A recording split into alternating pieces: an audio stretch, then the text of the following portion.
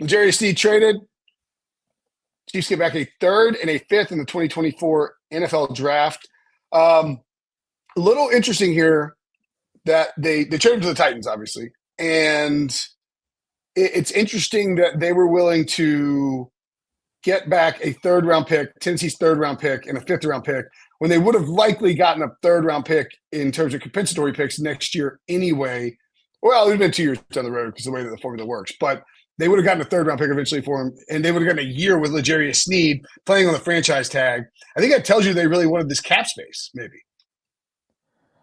I don't know if it maybe is cap space or if they just knew it might have been an untenable situation. Because, I mean, they let him seek a trade, I feel like, not too long after the Super Bowl. Like, it's been a while. They obviously tagged him and it prolonged the inevitable trade.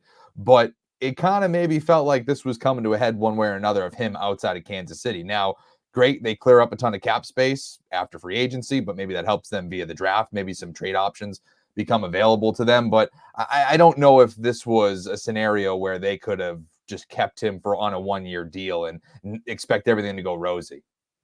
Yeah, I mean, it does feel like they kind of assumed he would be leaving after the 2024 season. And as Brinson said, if he was going to leave, they'd probably get a third-round compensatory pick back. So why not just get that third-round pick now and free up the cap space now and then go from there? So I think the Chiefs are obviously fine with what they got. I think on the outside looking in, people are thinking, man, did the Chiefs get ripped off? You just gave away your franchise tag top corner for basically a third-round pick, and yes, a seventh-round pick swap, but that's not really anything. So, I mean, it's definitely interesting. It's a risky move by the Chiefs, but so was trading Tyreek Hill, and that one worked out for them. So I trust Andy Reid at this point, and I can't really fault them, especially if they use the money intelligently. So we'll see what they use with their $20 million. Is the third-round pick in 2024 or 2025? 2025. 2025, yeah. So the way that the compensatory works is L'Jarius Sneed would have left next offseason because the Titans don't have a remaining third-round pick in the 2024 draft. That's what I was wondering. Yeah, so it's 2025 third-round pick. Is it the fifth-round pick in both the picks are in 2025, right? This pick swap is in 2024 this year. Okay. They swapped. Okay, all right. Well, my point being is that with the compensatory formula, L'Jarius Sneed would leave next offseason.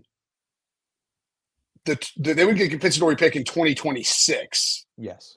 Because the formula is another year down the road because they actually have to do the formula based on like the signings on both sides.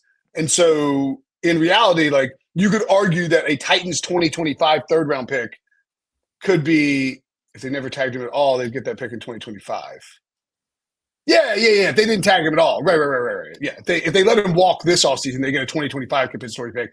But I think you can argue that the Titans, the game theory, if you will, here is that the Titans are going to be so bad in 2024 that you could end up getting a higher end, like a top of the third round pick versus a third round at the maybe a pick at the back of the third round if you don't sign anybody and L'Jarius Sneed goes and gets a huge contract somewhere, which you probably would have. But so I can kind of see the argument, especially if you think Sneed is not going to be great for the locker room, which is entirely possible given that he was a later round pick, has never been a free agent, and probably wants to get paid for the first time in his career. He's already won 2 Super Bowls. I mean, we had this argument already on here.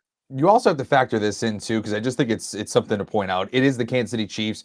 Players are going to want to go play there with Patrick Mahomes and Andy Reid to go try to win. I mean, I've seen this for 2 decades up here in New England. You see all of these veterans come in, take a lower term deal to go try to win a championship. They can almost bank on that. Like, I think we were doing one, a free agent matchmaker a couple of weeks ago. I said Stephon Gilmore would be perfect for this exact situation. You move on from L'Jarius Sneed, you trade him. He is a perfect veteran to come in, work with Trent McDuffie in the secondary, and you have a dude that was a former defensive player of the year that's probably still has a year or 2 of high-level play in him.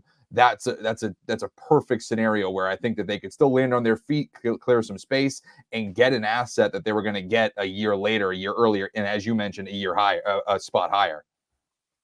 And isn't Xavier Howard still a free agent? Yeah, exactly. I think he even said that he would take a shorter term deal or a lower term deal to go to a contender, if I remember that correctly. Exactly. Yeah, I think I saw that too. Point being is like you have Steph Gilmore, you have Xavier Howard, you have Tre'Davious White, you have I'm trying to think who else is out there. Adoree Jackson, like Christian Fulton. They're guys. They're guys that, like, I'm not saying that they're better than Sneed or anything, but you can go and get them potentially for for much cheaper, and you get that pick. But there are a lot of available corners at this point in free agency that usually are not available this late in free agency. That's a much more succinct way of saying what I was trying to say. Thank you, Breach.